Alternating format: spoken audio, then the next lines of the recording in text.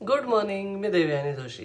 एक गोष्ट, एक विचार आणि आपल्या आयुष्याला नवीन दिशा देऊ शकेल असा एक छोटासा लेसन. चला ऐकूया. एकदा एका गावात दोन मित्र असतात.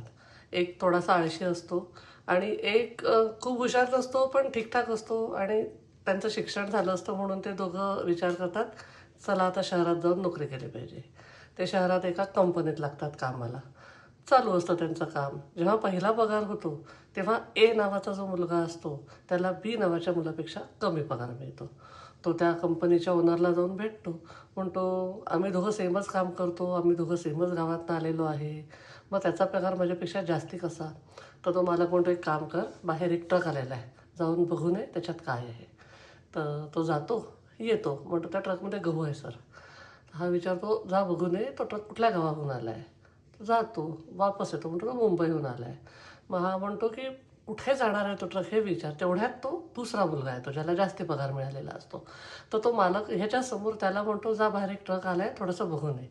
तर तो बाहेर जातो आणि येतो थोड्या वेळात आणि आल्यावर सांगतो, सर त्या ट्रकमध्ये गहू आहे, तो ट्रक मुंबईहून आला आहे, तो जयपूरला जाणार आहे, इतक्या दिवसाचं डील आहे, इतके पोते गहू आहे, सगळी माहिती देतो त्याला. तो मालक त्या मुलाला म्हणतो, कळलं का तुला मी ह्याला काय जास्ती पगार देतो? हा चुणचुणीत आणि स्मार्ट आहे. तुम्ही हुशार असा किंवा नका असू, कितीही इंटेलिजंट किंवा पुस्तकी ज्ञान तुमच्याकडे जरी असलं तरी स्मार्टनेस जर तुमच्याकडे नसेल तर आजच्या युगात सगळ्यांचं कठीण आहे. आजकालची पिढी हे मुलांना सांगण्यासाठी खूप छान आहे.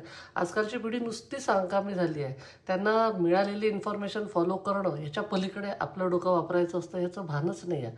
एक तर ते सोशल मीडिया आणि इकडून तिकडून अर्धवट माहितीच्या आधारे आपलं सगळं ज्ञान गोळा करतात आणि जी इन्फॉर्मेशन मिळेल ती फॉलो करायची, याच्याशिवाय त्यांच्याजवळ दुसरं काहीच नाही. आताच्या जमान्यात जर का स्मार्ट तुमच्याकडे वर्कचा पॅटर्न नसेल तर तुमचं पुढे टिकणं खूप कठीण आहे.